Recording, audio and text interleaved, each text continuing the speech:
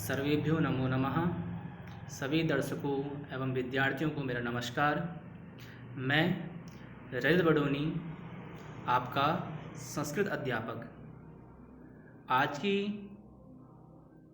Video बनाने का विषय है कक्षा 8 के विद्यार्थियों के लिए विषय संस्कृत का ऑनलाइन शिक्षण। तो विद्यार्थियों, आपकी जो संस्कृत पाठ्य पुस्तक है उसका नाम रुचिरा भाग 3 है एवं इस पुस्तक के अंतर्गत एक वर्षीय पाठ्यक्रम में आपके प्रथमा पाठ से पंचदशा पाठ पर्यंत यानी कि 1 पाठ से 5 पाठ के मध्य आपका यह पाठ्यक्रम है। तो विद्यार्थियों, आज हम कक्षा 8 की संस्कृत पुस्तक से प्रथमा पाठ यानी पहला पाठ का अध्ययन करेंगे। हमारा आज का प्रकरण है सुभाषितानि। तो विद्यार्थियों, जो यह शब्द है सुभाषितानि, यह शब्द 2 शब्दों के योग से मिलकर बना है। पहला शब्द है सु प्लस भाषित। सु अर्थात सुंदर एवं माधुर्य मधुर, और दूसरा शब्द आपका है भाषित। भाषित का अर्थ होता है वचन, यानी कि इन दोनों के योग से बनते हैं अच्छे वचन। जो आपका सुभाषितानि जो शब्द है, यह एक नपुंसक लिंग का शब्द है और ये क्या है, बहुवचन है।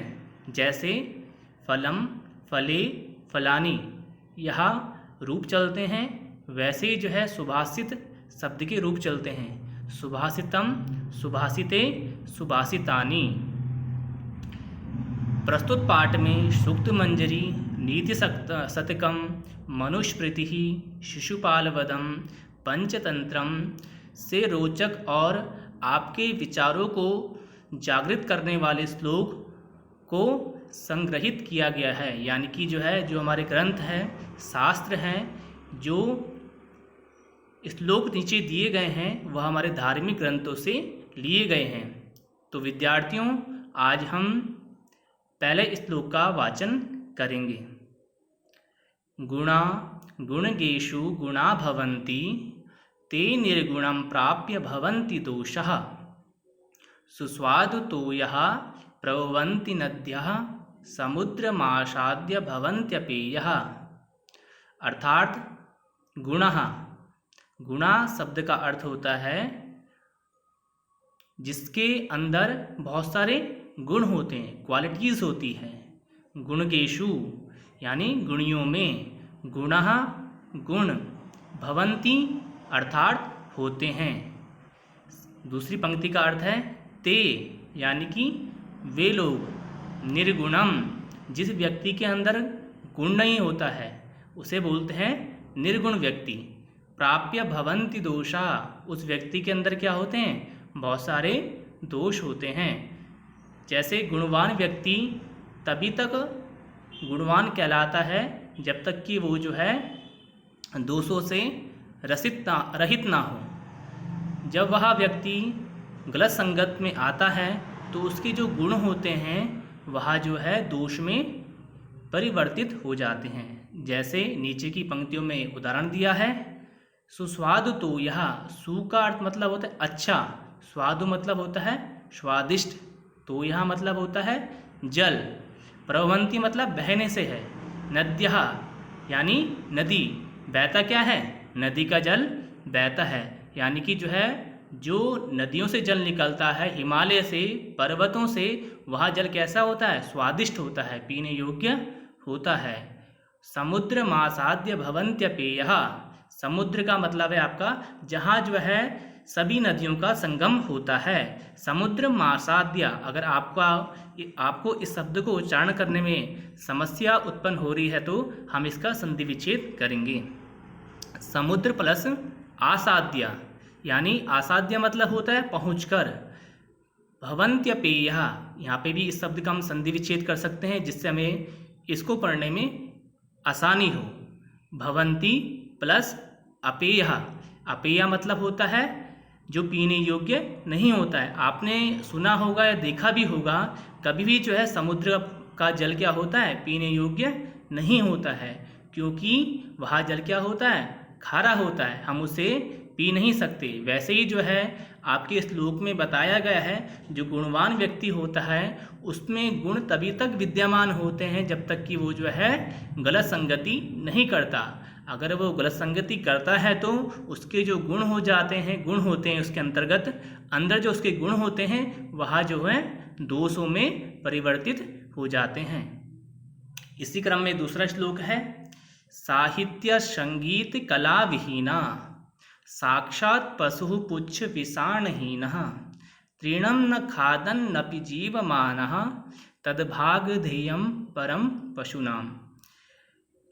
अर्थात साहित्य यानी लिटरेचर, संगीत म्यूजिक, कला आर्ट, विहीना रहित यानी कि जो मनुष्य, जो विद्यार्थी साहित्य यानी पढ़ाई के, संगीत यानी म्यूजिक के, कला यानी कि आर्ट के, विहीना मतलब रहित रहता है। जो मनुष्य, जो विद्यार्थी, जो व्यक्ति बिना पढ़ाई करे हुए, ना उसे पढ़ाई का ज्ञान होता है, ना उसे संगीत में नॉलेज होता है, ना उसे कोई कला में वह विद्यमान होता है, वो किसके समान होता है? आगे की पंक्ति में देखेंगे, साक्षात पशु पुच्छ विषाणहीना। साक्षात का मतलब होता है वास्तव में, पशु यानी जानवर, पुच्छ यानी पूंछ, विषाण मतलब होता है सींग, हीनहा मतलब रहित। वह मनुष्य क्या होता है? साक्षात पशु के समान होता है। वो पशु कैसे होता है? जिसकी ना तो पूंछ होती है ना कोई सींग होता है। ऐसा केवल एक ही प्राणी होता है, वो क्या है? मनुष्य। अगर हमारे अंदर साहित्य नहीं है, संगीत नहीं है, कला नहीं है, इसके हम विहीन रहते हैं, तो हम साक्षात क्या हैं? एक पशु के समान हैं। आगे की पंक्ति देखेंगे, तृणम न खादन नपि जीवमानः।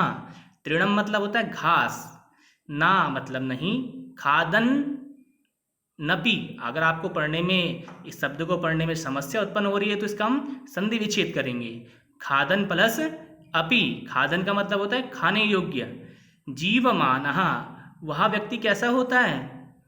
तृणम न खादन नपि जीवमाना। लेकिन वो क्या है? तृणम घास नहीं खाता हुआ क्या है?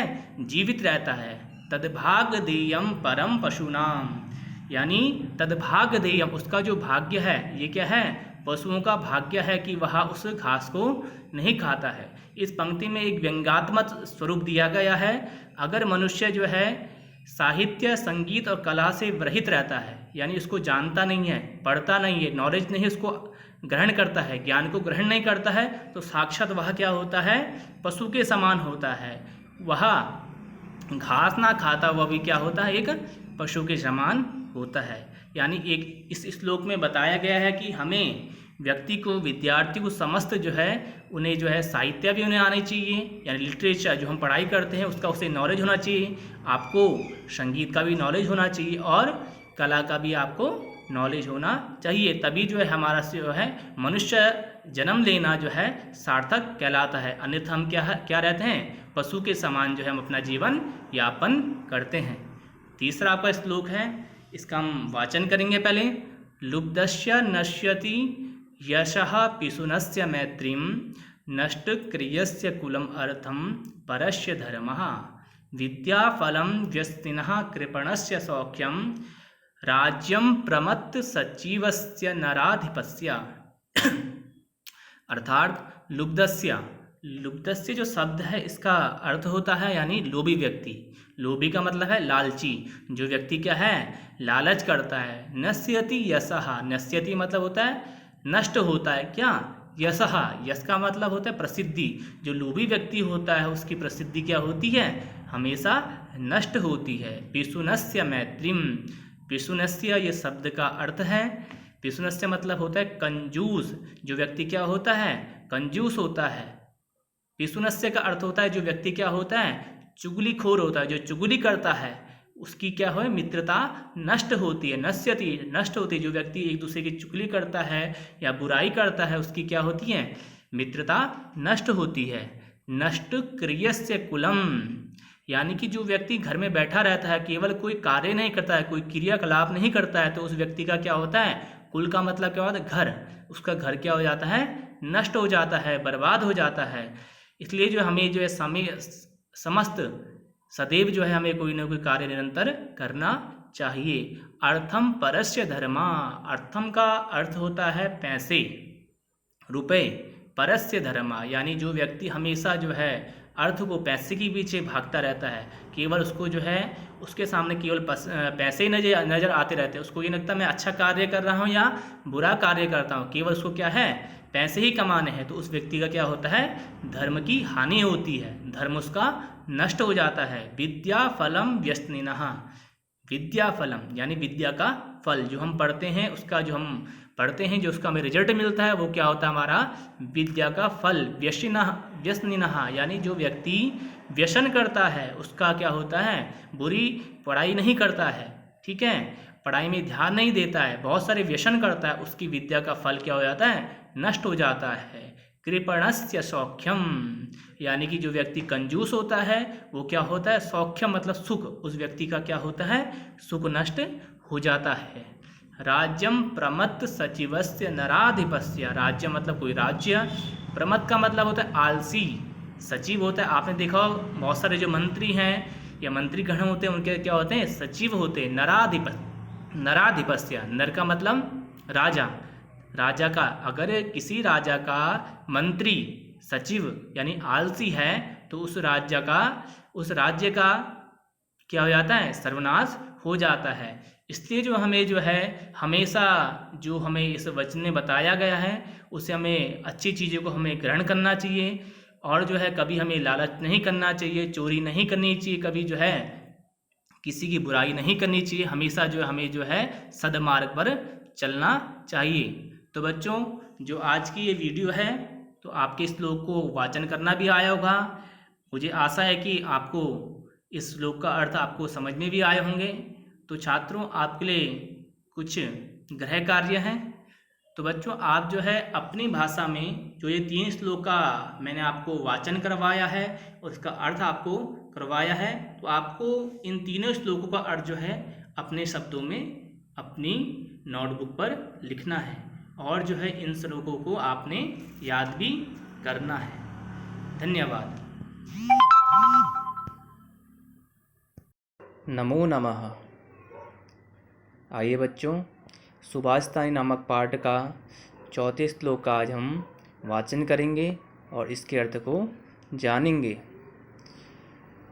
पीत्वा रसं तु कटुकं मधुरं शमानं, माधुर्यमेव जनयेन मधुमक्षिकाशौ, सन्तस्तथैव समसज्जनदुर्जनानां, श्रुत्वा वचः मधुरसूक्तरसं सृजन्ति। अर्थात पहले पंक्ति का अर्थ है पीत्वा यानी पी करके, रसम यानी रस को, फूल के रस को, तू तो, कटुकम यानी कड़वा, मधुरम यानी मीठा, समानम यानी समान रूप से, माधुर्यमेव माधुर्यम प्लस एव, माधुर्य अर्थ है माधुर्य से युक्त, मीठा अर्थात शहद, जनयेन अर्थात उत्पन्न करती है, मधुमक्षिका यानी मधुमक्खी, अशो अर्थात ही, यानी कहने का भाव यह है कि मधुमक्खी जब रस को ग्रहण करती है, चाहे वह रस कड़वा हो या मीठा हो, लेकिन जो उसका स्वभाव होता है, क्या स्वभाव होता है, शहद को उत्पन्न करना। शहद हमेशा क्या होता है, मीठा होता है, चाहे मधुमक्खी कड़वे रस का पान करे या मीठे रस का पान करे, सदैव शहद कैसा होता है, हमेशा मीठा ही होता है। वैसे ही नीचे पंक्तियों में बताया गया है, संतस तथैव यानी संत लोग, जो ऋषि होते हैं, जो विद्वान लोग होते हैं, तथैव यानी उसी प्रकार, किस प्रकार से, मधुमक्खी की तरह, सम यानी समान रूप से, सज्जन दुर्जनानाम सज्जन व्यक्ति और दुर्जन व्यक्ति, सज्जन व्यक्ति कौन होते हैं? जिसमें क्या होते हैं? बहुत सारे अच्छे गुण होते हैं, जो डिसिप्लिन में रहता है, अनुशासन में रहते हैं। और दुर्जन व्यक्ति क्या होते हैं? जो बुरे व्यक्ति होते हैं, जिनके अंदर क्या होती हैं? बहुत सारी बुरी आदतें होती है। श्रुत्वा यानी सुन करके, यानी संत लोग, ऋषि लोग सज्जन और दुर्जन दोनों व्यक्तियों की बात को सुनते हैं। वचः और कहते हैं। मधुर सुक्त रसम सृजंती, दोनों की बातों को सुनकर जो है उन्हें मीठा वचन बोलते हैं, मीठी वाणी का सृजन करते हैं, निर्माण करते हैं। उनसे कहते हैं, क्या कहते हैं? जैसे कि जो है जो व्यक्ति जिसका जैसा स्वभाव होता है वह जो है वैसा ही कार्य करता है। जैसे मधुमक्खी का स्वभाव होता है शहद देना, वह शहद क्या है? मीठा देती है। शहद कैसा होता है? मीठा होता है। कभी कड़वा शहद खाया है आपने? नहीं खाया ना। मधुमक्खी का स्वभाव है शहद को मीठा देना। वैसे ही जो है इस श्लोक में बताया गया है, जैसे इंसान की जैसे प्रवृत्ति होती है, जैसा स्वभाव होता है, उसको कभी उसे परिवर्तन नहीं करना चाहिए, उसमें कभी जो है बदलाव नहीं आना चाहिए। समान जो है हर किसी व्यक्ति से, अच्छे व्यक्ति से या बुरे व्यक्ति से हमें समान व्यवहार रखना चाहिए, अच्छी वाणी बोलनी चाहिए, मीठा बोलना चाहिए। इसी क्रम में अगला श्लोक है, विहाय पौरुषम यो हि दैवमेवावलंबते प्राशाद सिंहवत् तस्या मूर्धनि तिष्ठन्ति वायसः। अर्थात विहाय अर्थात छोड़ करके, पौरुषम यानी परिश्रम को, यो ही और यह निश्चित ही, दैव यहाँ पे दैव लिखा हुआ है, अगर देव होता तो देवता होता। यहाँ पर देव दा जो वर्ण है इसमें दो एक ही मात्रा है, तो देव शब्द का अर्थ है भाग्य को, अवलंबते यानी सहारे। अर्थात कहने का भाव यह है कि जो व्यक्ति केवल परिश्रम को छोड़कर केवल भाग्य के ही भरोसे बैठा रहता है कि जो मेरे भाग्य में होगा वही निश्चित है, यह सोच रखने वाला व्यक्ति किसके समान होता है? आगे पंक्ति में बताया गया है। प्राशाद सिंहवत यानी महल में शेर की मूर्ति के समान, तस्या यानी उसकी, मूर्धनि अर्थात सिर पर, तिष्ठन्ति यानी बैठा हुआ, वायसा यानी कौवा, यानी वह व्यक्ति जो व्यक्ति केवल भाग्य के भरोसे बैठा रहता है और कोई परिश्रम नहीं करता है, कोई कर्म नहीं करता है, वह व्यक्ति किसके समान होता है?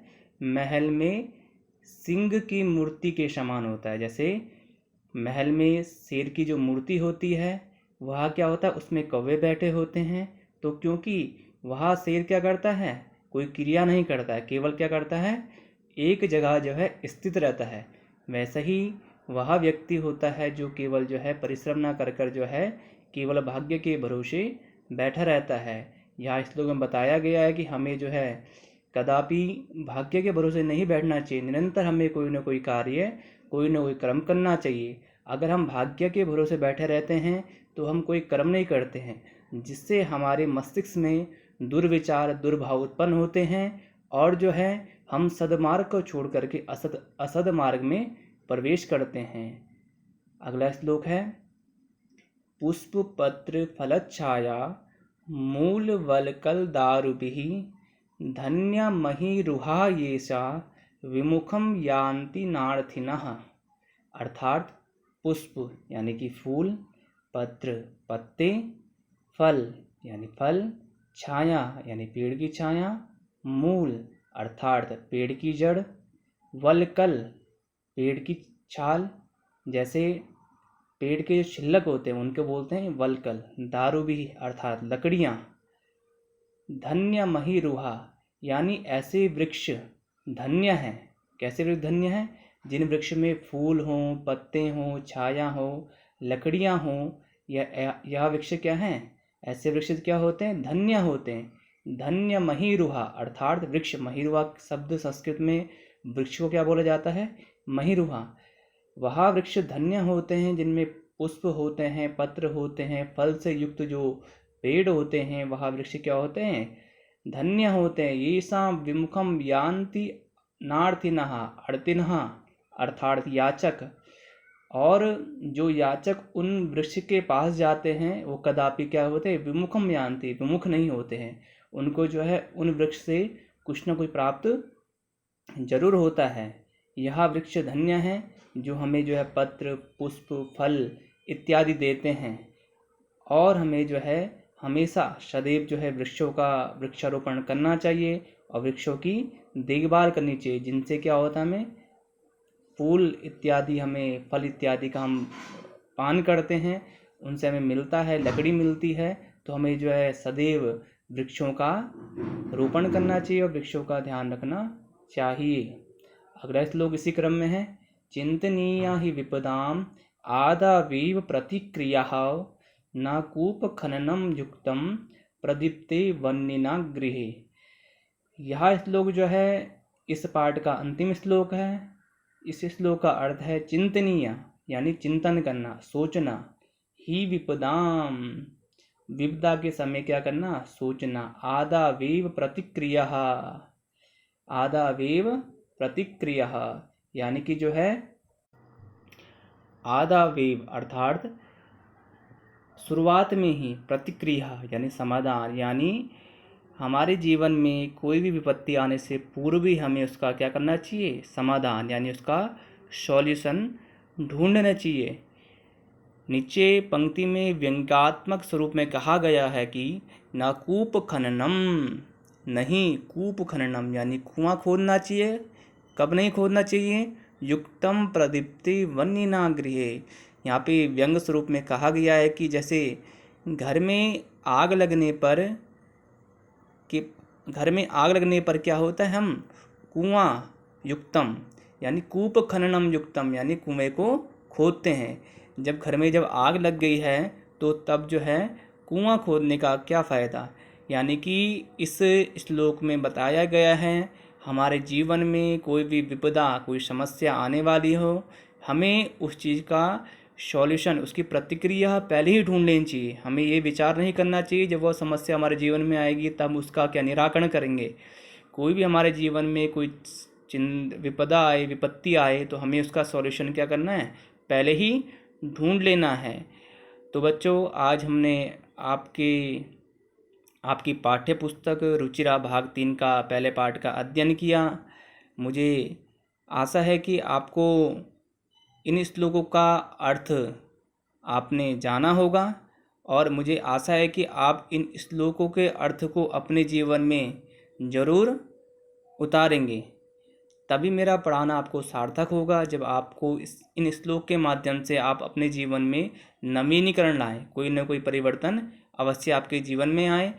यही मेरा उद्देश्य है आपको पढ़ाने का कि आप इन श्लोकों के माध्यम से, इस सुभाषितम यानी अच्छे वचनों के माध्यम से आप अपने जीवन में कुछ ना कुछ परिवर्तन लाएं।